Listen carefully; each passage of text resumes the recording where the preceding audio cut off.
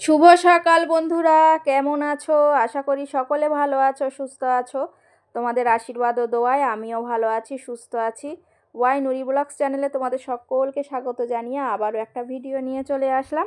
আর আজকের ভিডিওটা একদম সকাল না, একটু বেলা হয়ে গেছে, তখন থেকে শুরু করেছি। কারণ 8 তারিখ থেকে ছেলের এক্সাম আছে, ওকে একটু পড়াচ্ছিলাম। আর ওর কিছুটা ওই কি বেশ যেন বলে প্রজেক্ট ছিল, সেইগুলো বসে বসেও করছিল। ওই জন্য একটু ঘরটারগুলো গোছাতে দেরি হয়ে গেছে। তো আমি আরও যে এক্সট্রা যেসব কাজকামগুলো থাকে সেগুলো সেরে নিয়েছি। তো দেখো, ও উঠে গেলে আমি এই বিছানাপত্রগুলো গুছিয়ে নিচ্ছি। আর কিছুটা বালিশ এক্সট্রা আছে, কারণ ওই যে আব্বা মা এসেছিলো, বোন এসেছিলো, তো বালিশগুলো আর তোলা হয়নি। তো আজকে উঠিয়ে দেবো ওগুলো। তো সকাল সকালই সব গুছিয়ে বাইরে বার করে দিলাম, দিয়ে এই যে বিছানাপত্রগুলো ঝেড়ে নিচ্ছি। আর ছেলেপুলেদের যখন পরীক্ষা আসে তখন যেন ওদের থেকে বাবা মায়ের পরীক্ষার চাপটা বেশিই থাকে। তো সেই হিসাবে আমিও একটু যেন অনেক টেনশানের মধ্যেই আছি, পরীক্ষা কি হবে না হবে। যেহেতু এটা অবশ্য ফার্স্ট এক্সাম, তারপরেও একটা টেনশান থাকে, কারণ ক্লাস টেস্ট তো হয়ে গেছে, আর এক্সাম ক্লাস মানে ফার্স্ট টার্ম এক্সাম হলেও তার একটা দাম আছে, পরীক্ষায় কি নাম্বার পায় না পায় সেইগুলোই। তো সেই হিসাবে একটা টেনশানের মধ্যে ছিলাম, আর ওকে যতটা পারছি পড়ানোর চেষ্টা করছি। তো সেই হিসাবে একটু বেলা হয়ে যাচ্ছে কাজকামগুলো করতে। তো যাই হোক, এখানে আমার ঘরের বিছানাপত্র গোছানো হয়ে গেছে, আর ঘরের ভিতরে কিছু কাপড় চোপড়ও দড়িতে মেলা আছে। কি করব বন্ধুরা, প্লিজ ওগুলোকে স্কিপ করে দিও। তার কারণ হচ্ছে যে বাইরে যা পরিমাণে বৃষ্টি হচ্ছে, যেহেতু কালকের কাপড় চোপড়গুলো শুকায়নি, আর আজকেরও বাইরের যা অবস্থা, সেগুলো আজকের কাপড়ও শুকাবে না, হয়তো আমাকে সেই ঘরের ভিতরেই দিতে হবে, কিছু করার নেই। তো ওই জন্যই এগুলোকে দেওয়া আছে ঘরের ভিতরে। তো আর যেগুলো একটু জড়ো হয়েছিল, ভিজে ভিজে ছিল, সেগুলো একটু ভালো করে মেলে দিলাম। বাইরে তো জায়গা নেই, আর ঘরের ভিতরে ছাড়া মেলারও কোনো জায়গা নেই, আর পাখার হাওয়ায় না রাখলে ওগুলো শুকোবেও না, একটা গন্ধ হয়ে যাবে, ওই জন্য। তো তারপরে একটু দেওয়াল টেওয়ালগুলোকেও ঝেড়ে নিলাম, কারণ ওগুলোতেও একটু ধুলো পড়েছিল। ঘরের দেওয়ালগুলো একটু না ঝাড়লে যেন কেমনই দেখায়। আর ওই যে এসি আছে, পাখা আছে, ওগুলো না আমি মানে অনেকটা উঁচু তো খাটের থেকে, ওগুলো আমি পারি না পরিষ্কার করতে। ওই যে ওগুলো বরমশাই করে দেয়। তো ওকে বললাম করার জন্য, তো বলছে যে পুজোর ছুটিতে সব আত্মীয় স্বজন বাড়িতে আসবে, বলছে তার আগে আমি করে দেবো।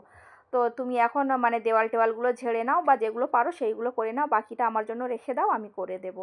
তো সেই জন্য ওগুলো রাখা আছে। ওই ফ্যান বলো, এসি বলো, ওগুলো পরে পরিষ্কার করব। আর কাপড় চোপড় তো যেগুলো শুকাচ্ছে না, ভিজে হচ্ছে, যদিও বন্ধুরা আমি ওয়াশিং মেশিন কিনে নিয়েছি, কিন্তু আমার এখনও সেট করা হয়নি, যার জন্য এখন একটু কষ্ট করতে হচ্ছে। তো যদি মেশিনটা আমি সেট করে নিতে পারতাম, তো তাহলে হয়তো এতটা সমস্যা আর আমার হতো না। কারণ ওরা বলে দিল যে যা কাপড় চোপড়ও প্রায় 80% মেশিনের ভিতরে শুকিয়ে যাবে, বাকি যে 20% থাকবে সেটা ঘরের ভিতরে ফ্যানের হাওয়ায় দিলে শুকিয়ে যাবে। কিন্তু কি করব, যে আমার এখনও সেট করা হয়নি, ওই জন্য একটু কষ্ট করে নিচ্ছি। আর এতদিন তো কষ্ট করলাম, আর 2-4 দিন না হয় একটু কষ্ট করে নেব, তাতে কি আছে। আর ওদিকে ঘরের কাজ ঝাঁট টাট দেওয়া হয়ে গেছে। আর এখানে চলে আসলাম আমি রান্নাঘরটাকেও পরিষ্কার করে নিতে। বাসনপত্র আগে মেজে নিয়েছি, তো গ্যাসের জায়গাটাকেও এখন পরিষ্কার করে নিচ্ছি। আর জানো তো, একটা সুন্দর না গ্যাসের ওভেনও কিনেছি, কিন্তু ওটাও এখনও সেট হয়নি, কারণ ওটা সেট করতে গেলে এখনও গ্যাসের নতুন একটা পাইপ কিনতে হবে, যেটা দিয়ে আর কি গ্যাস আসে, একটা রেগুলেটর কিনতে হবে। তো এগুলো এখন আমার কেনা হয়নি। আর আমিও কিছু বলছি না, কারণ একটু অসুবিধা আছে, কারণ দুটো জিনিস একসঙ্গেই কিনে নিয়েছি। ওই জন্য আর কিছু বলছি না যে এটা দাও ওটা দাও, জানি তো আজ না হয় কাল ঠিক সেট হয়ে যাবে, জিনিস তো আমার কেনা হয়ে গেছে, ওই জন্য।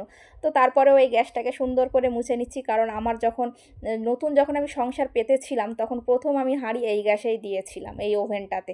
তো এর প্রতি তো একটা অবশ্যই একটা মায়া থাকে, জিনিস যতই পুরনো হোক, একটা মায়া ঠিকই কাজ করে। আর বিশেষ করে আমরা যারা সংসারী বা গৃহিণী আছি, বা আমাদের হাতের জিনিস যেগুলো থাকে, নিজেরা অনেক কষ্ট করে সুন্দর করে যেগুলোকে সাজিয়ে গুছিয়ে রেখে দিই, কিন্তু তারপরে যখন একটা নতুন জিনিস এসে যায়, তো তার প্রতি একটা আলাদা মায়া থাকে, হাজার সে পুরনো হোক বা খারাপ হোক বা যেমনই হোক। জানি না কার কেমন হয়, তবে আমার তো খুবই মায়া লাগে। তো এই গ্যাস ওভেনটা ভালোই ছিল, তো তারপরেও একটা আমার সুন্দর গ্যাস ওভেনের শখ, সুন্দর বলতে কি, ওই যেমন সবাই আর কি ব্যবহার করে ওরকম একটা সুন্দর গ্যাস ওভেনের আমার শখ ছিল। তো ওয়াশিং মেশিন কিনতে গিয়ে বরমশাই আমাকে বললো একটা ওভেনও নিয়ে নাও। তো ওর দেখে খুবই পছন্দ হলো, তো বলছিল যে তুমি অনেক দিন ধরে বলছিলে, তো এসছি যে কালে একেবারে দুটো জিনিসই নিয়ে নিই। তো সেই হিসাবেই নেওয়া হয়ে গেছে, এখনও সেটিং হয়নি, যেদিন সেট করবো সেদিন তোমাদেরকে দেখাবো। তো যাই হোক, পুরনো জিনিসটাকেও একটু যত্ন করে নতুনের মতন করে রেখে দিচ্ছি, কারণ জানি তো নতুন জিনিস সেট হবে, তার আগে এটাকেও একটু যত্ন করে নিই সেই হিসাবে। আর এই যে দেখো, আমি যেসব কাজগুলো কিছু থাকে অফ ক্যামেরায় করে নিই, তো সেগুলো আজকে একটু অন ক্যামেরাতেও করে নিলাম। এই যেমন মেয়ের একটু হিসু ছিল, সেটা বাথরুমে ফেলে দিলাম, কারণ ওই যে রাত্রে পটিতে হিসু করেছিল, তো সেগুলো ছিল, ওগুলোকেও ফেলে ধুয়ে নিলাম পটিটা। আর এই যে কাপড় চোপড় আছে কিছু, সেগুলোকে এখন কাচতে যাচ্ছি, যদিও বাইরের অবস্থা তেমন ভালো না, বৃষ্টি হচ্ছে সকাল থেকেই, আর মেঘলা ওয়েদার, এগুলোও বা কী করব সেটাই তো আমি ভেবে পাচ্ছি না। কাপড় তো কাচছি, যদি মেশিনটা ঠিক থাকতো হয়তো অসুবিধা হতো না, কিন্তু যেহেতু মেশিনটা এখনও সেট হয়নি, তো একটু অসুবিধা হবে। আর কাপড় চোপড় কেচে নিয়ে এখানে চলে আসলাম একটু চা করে খেয়ে নিতে, যদিও একটু বেলাই হয়ে গেছে, কিন্তু আমার অসুবিধা নেই, কারণ আমার একটু বেলা করে খাওয়া অভ্যাস আছে। আমি তো সবসময় বলি যে আমি আগে কাজকামগুলো সেরে নিই, তারপরে চা খেতে আসি। তো ওদিকে চাটা খেয়ে নিয়ে মা আর মেয়ে মিলে তারপরে এই যে এখানে ভাতটাকেও বসিয়ে দিলাম। আর আজকে তেমন কিছু রাঁধবো না, আলু ভর্তা করব আর ডাল করব, ওই জন্য ভাতের ভিতরে আলু দিয়ে দিলাম। আর বরকে বললাম যে আজকে বাজার কিছু করতে হবে না, শুধু আমি ওই ডাল আর আলু রান্না করব। আর ছাদের থেকে কালকে কিছুটা শাক তুলে নিয়ে এসেছি, সেগুলোই রান্না করব। আর কিছুটা মাংস ফ্রিজে আছে কালকের রান্না, সেগুলোই দুপুরবেলাতে যেমন করে হোক মিলিয়ে জিলিয়ে হয়ে যাবে।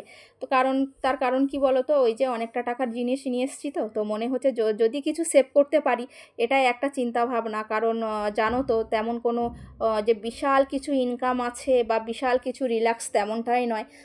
মধ্যবিত্ত সংসারে যেমন হয় আর কি, খেয়ে পরে একটু ভালোভাবে থাকা, এই হচ্ছে ব্যাপার, এর থেকে বেশি কিছু না। তো সেই হিসাবেই মনে করলাম যে যদি আজকের দিনটা একটু সেভ করে দিতে পারি, তো কিছুটা হলেও সংসার খরচা হয়তো আজকের মতন বেঁচে যাবে। তো সেই হিসাবেই বললাম যে আজকের বাজারঘাট কিছু করতে হবে না, দেখি যা আছে সেগুলো দিয়েই ম্যানেজ করে নিই। তো সেই হিসাবেই তো বললাম, তো বলছে দেখি রাত্রে আবার কি রান্না করা যায়। দিনের বেলার খাবার জোগাড় তো আছে, রাত্রের খাবার জোগাড়টা দেখি কি করা যায়। যা হোক একটু আলু ভাজা ডিম ভাজা করে খেয়ে নেব। আর এই যে এটা হচ্ছে না কি, একটা সাদা নোটে শাক দেখি ছাদে হয়েছিল, তো ওতে প্রচুর ফুল হয়ে গেছিলো, তা ফুলগুলো নেয়নি, কিছুটা পাতা আমি ছিঁড়ে নিয়ে চলে এসেছিলাম। আর একটা বড় আলু ছিল, তো আমি ওটাকে কেটে হাফ করে নিয়েছি, কারণ অতটা আলু না শাকে দিলে শাকের টেস্টটা একটু অন্যরকম হয়ে যাবে। তো আমি ওই অল্প আলু আধখানা করে নিলাম, নিয়ে ওইটা কুচি কুচি করে শাকে দেবো। আর শাকে আগের দিনে আব্বা মা এসেছিলো, একটা ইলিশ মাছ নিয়ে আসা হয়েছিল, তো ইলিশ মাছের ঝোল একটু রেখে দিয়েছিলাম আমি, ওই ঝোলটুকুই শাকে দেবো, দিয়ে রান্না করব। কারণ আমার খুব ভালো লাগে জানো তো, ওই মাছের ঝোল টোল থেকে গেলে রেখে দিলে শাকে দিলে বেশ খুব ভালো লাগে, আর বেশ টেস্টিও হয়, আমার খুব ভালো লাগে। আর আজকের যে ইলিশ মাছের ঝোলটা দিয়েছিলাম, তো মনে হচ্ছে জানো শাক খাচ্ছি না, ইলিশ মাছটাই খাচ্ছি, এত সুন্দর মানে লাগছিল, কি বলবো। আর এখানে দেখো তোমাদের সঙ্গে প্রচুর পরিমাণে আজকে ভকভক করে ফেলছি, আর ভকভক করতে করতে আমার ভাত ওদিকে ফুটে গেছে, আর এখানে শাকটাকেও বসিয়ে দিয়েছি, আর ডালটাও হয়ে গেছে এদিকে। তো ডালটায় ফোড়ন দিয়ে দিলাম, এখানে পেঁয়াজ আছে, লঙ্কা আছে, আর রসুন আছে, শুকনো লঙ্কা দিয়ে ডালটাকে ফোড়ন দিলাম, বেশ একটা সুন্দর সেন্ট বার হয়। আর আজকের কাজকাম রান্নাবান্না একটু দেরি হয়ে গেছিলো, যদিও কাজ শুরু করতে, কিন্তু তাড়াতাড়িই হয়ে গেছিলো, প্রায় 12:30টার মধ্যেই হয়ে গেছে। ডাল ভাত আর রাঁধতে কতক্ষণই বা লাগে, তাই না? তো তাহলেও যেন আমার একটু তাড়াতাড়ি হয়ে গেছে কাজকামগুলো। আর এখানে একটু পেঁয়াজ আর লঙ্কাও বেরেস্তা করে নিলাম, ওই যে আলু ছানা করব বলে এখানে করে নিয়েছি। আর এখানে শাকটাও একদম শুকনো শুকনো হয়ে গেছে। তো মোটামুটি আমার রান্নাবান্না কাজকাম সব কিছুই কমপ্লিট, এবার চান ধান করে শুধু খাওয়ার পালা।